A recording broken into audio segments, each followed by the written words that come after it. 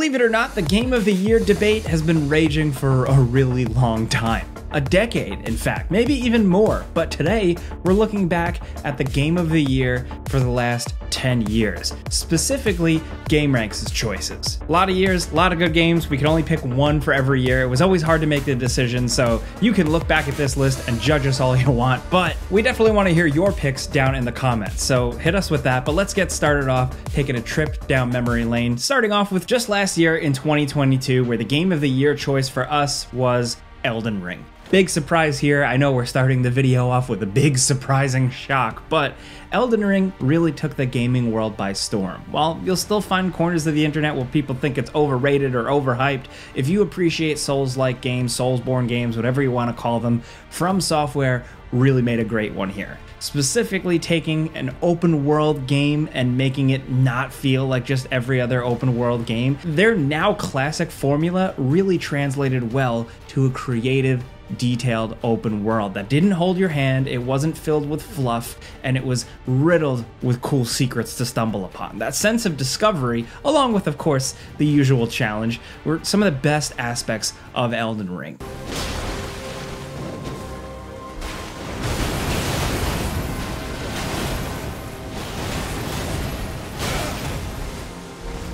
Incredible boss designs, massive areas just completely hidden that you just stumble upon, cool weapons, good character builds. Elden Ring really had everything if you like these types of games, and it really buttered our biscuit here. Moving on over to the year 2021, this year we did things a little bit differently with us not having a direct number one. We kind of took choices from each of us here in the staff. But ultimately, one of the main choices for most of us, believe it or not, was Metroid Dread. Metroid Dread is a great 2D Metroid game. It really took the building blocks of 3DS's Samus Returns a couple of years before and made its own incredible, unique thing with some good sci-fi horror, some incredible environments, and just good, classic, challenging Metroid gameplay. It wasn't the longest game in the world, but it was fun to replay just because some of those boss battles were really challenging and there was a lot of secret stuff to discover, stuff you would completely miss, and they just absolutely nailed it. Some of the big action moments were cool, the weapons were fun, Samus really felt like a badass in this one, from moment to moment gameplay, to the few cutscenes they had here and there, to the evolution of her suit and how the game ends. I still don't want to spoil it, but yeah, really cool stuff. And apparently the game was fairly successful, so we're excited to see what the future of Metroid is for Nintendo. Of course, we've had Metroid Prime in the works forever, but after Metroid Dread and then the Metroid Prime remake, I really hope Nintendo is considering bringing Metroid to the forefront of their brands again, because it's just awesome. And 2021's Metroid Dread really just sealed the deal.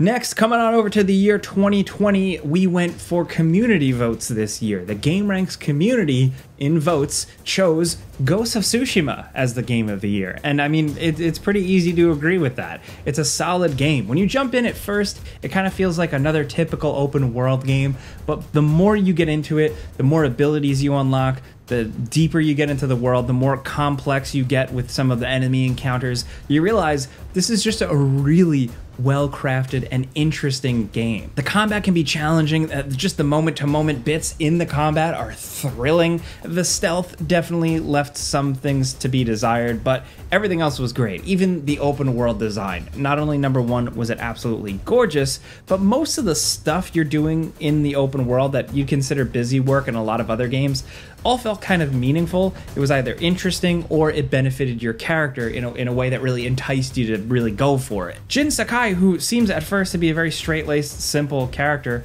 has a lot of depth to him, specifically with the family baggage and all the drama he has going on. It ends up being a deeply personal tale, and it has a really cool ending and a really cool ending unlockable suit. We're really excited to see what else they do with Ghost of Tsushima. It had a pretty great expansion, and then they re-released it on PlayStation 5, but we're really looking forward to a sequel eventually, because there have been plenty of games where you play as like a samurai or a ronin, but none really felt quite like Ghost of Tsushima, and I think ultimately that's why so many people, including us, really ended up loving it.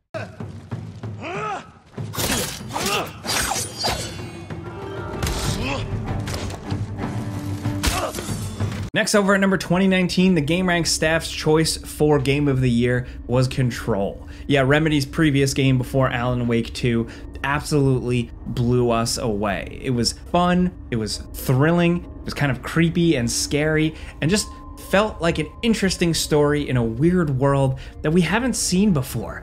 Everything about Control, from Jesse Faden to the, supernatural elements of this game, the Bureau of Control, the environment you're exploring in the game, all of it is nothing like any other video game, or really any other story. Not only did it have a good, compelling story, but it also had some solid and chaotic third-person shooting.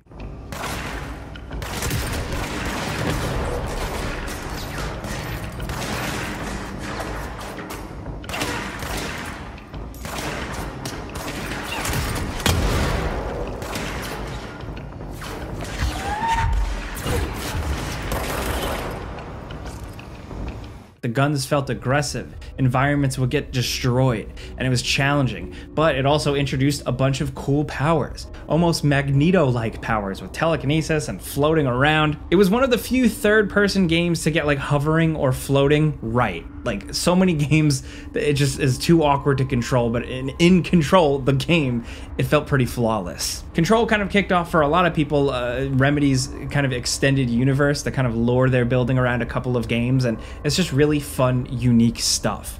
Control had a lot of people talking, mostly really us at the gameranx office, for all the great moments, like the ashtray maze. Of course, like, there's so many things, if you played this game, you would know why we absolutely loved it.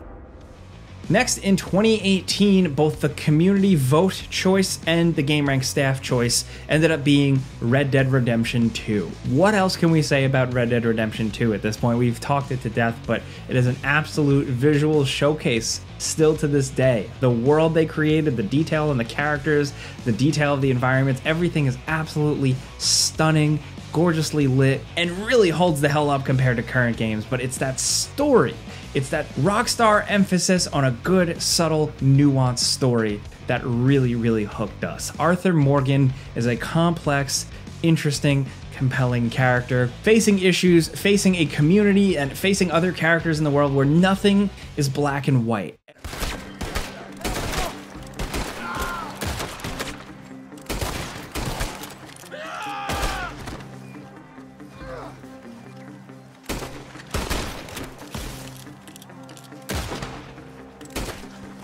Everything about Red Dead Redemption 2 feels like a celebration of the West, like it's telling a cool Western story, but also that it's something that is incredibly real. You could actually believe that these are real characters, real people dealing with life in the West and everything that comes with it. The sense of community with Dutch's gang, to what Arthur Morgan eventually does in the end to help out John Marston. All of it is just really special. It's just like video game magic. I'm gushing about the game, and we've gushed about the game for many years at this point, so let's move on. Next, over in 2017, the community vote choice and the gameranx staff choice was Breath of the Wild. Yep, the Legend of Zelda game for Nintendo Switch absolutely hooked us. There was a little bit of arguing with some of us at the office. Some people didn't want to pick it as Game of the Year, but majority rules ended up shaking out. Breath of the Wild was a success, like in terms of how it took the Zelda formula and completely flipped it on its head. Like, put it in an open world, made it a little bit more experimental. Obviously, they ran with that a little bit more with Tears of the Kingdom, but there was a lot of cool stuff going on with Breath of the Wild, from how nice it looked, to how great the music was, to how interesting the boss battles were, and the characters and the lore, and Zelda herself, and everything they had cooked up here just felt so completely different from the Zelda games before it. And I think that kind of refresh, that spin, just really worked for us.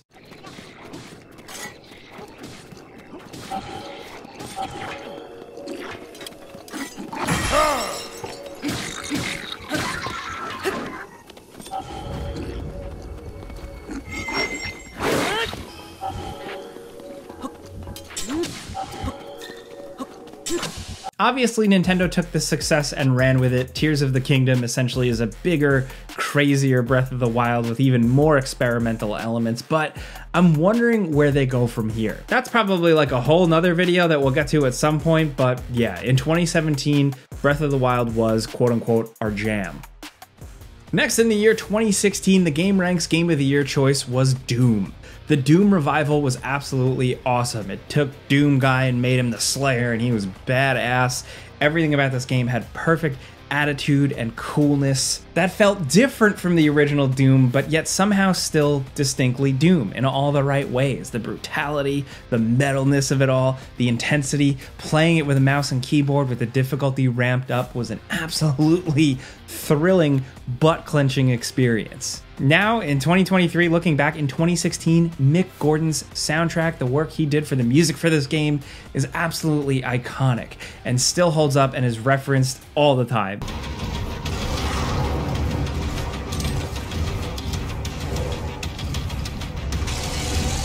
I see it pop up in TikToks and YouTube videos, and for good reason. It's some of the best, awesome music for an intense action game like this. This game has the best chainsaw, the best shotgun, the best everything. It was a really fun revival for Doom. It certainly wasn't like scary or anything, but it was just a badass shooter, and that's what I felt playing the original Doom on PC back in the day, and Doom 2016 kind of rekindled that. And that's why we really loved it here. Next, in the year 2015, our Game of the Year pick was The Witcher 3. This, of course, like many on this list, is like another no-brainer. The Witcher 3 is CD Projekt Red's darling. It is a massive, expansive RPG in an incredible world based on the Polish novels, but it really goes places with it. It takes its own liberties. It tells some great stories, both in the main campaign, but also the side quests. The Witcher 3 kind of set the standard moving forward for a lot of games that have side quests that are actually really interesting. Maybe not always mechanically, but you know in this game when you would jump into a side quest, you get an interesting little story. You'd meet a weird character. Gotta say, I expected a young mare to sound girlish.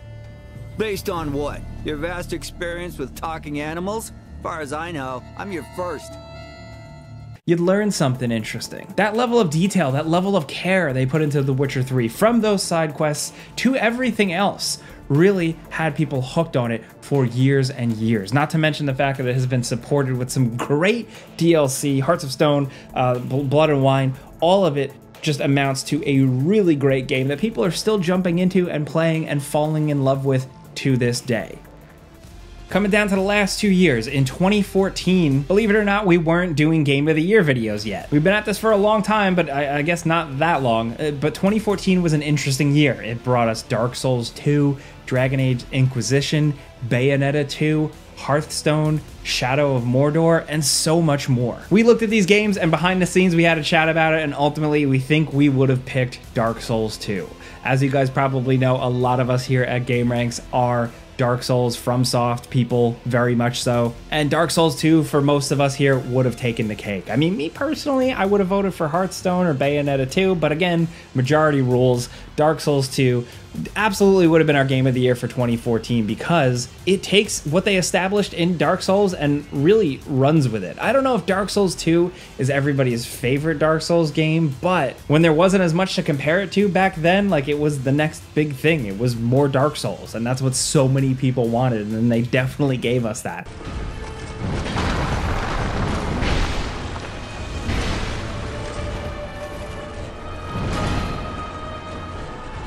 Definitely with some annoying bullshit elements here and there, but still otherwise a great game. Now finally, down at the year 2013, it was another stacked year where we didn't have Game of the Year videos yet. We weren't at this, but we had stuff like Grand Theft Auto 5 and The Last of Us. And we sat down and we had a conversation, and between us all, it was like a toss-up. We would have chosen either Grand Theft Auto 5 or The Last of Us. Grand Theft Auto 5, I mean, we make so many Grand Theft Auto videos on this channel, but also The Last of Us embodies what we love about so many video games. Obviously, brutal, intense gameplay, but really, at the end of it, a compelling story that really gets its teeth in you. We love single-player action and adventure games here, and The Last of Us really nailed it. There were so many games in 2013, though, and then there were so many games in 2012, 2011, 2010. Don't even get me started. Maybe we'll do another video at some point. But those were the Game of the Year picks from the last 10 years. Like I said, you're probably going to disagree with some of our choices. That's how this goes, personal taste. So let us know in the comments what your picks are for the year 2021, 2018, 2016, whatever years you want to talk about. Let us know in the comments. This is fun. But if you like this video and you like us talking games every day with you guys, clicking the like button's all you gotta do. It helps us out. But if you're new, maybe consider subscribing as well, because we put out videos every single day. As always though, thanks for watching, and we'll see you guys next time.